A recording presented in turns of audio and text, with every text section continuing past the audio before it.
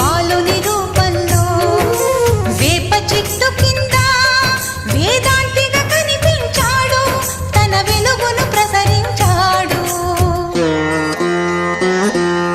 పగలూరే ఈ ధ్యానం పరమాత్మునిలో లీనం, పగలూరే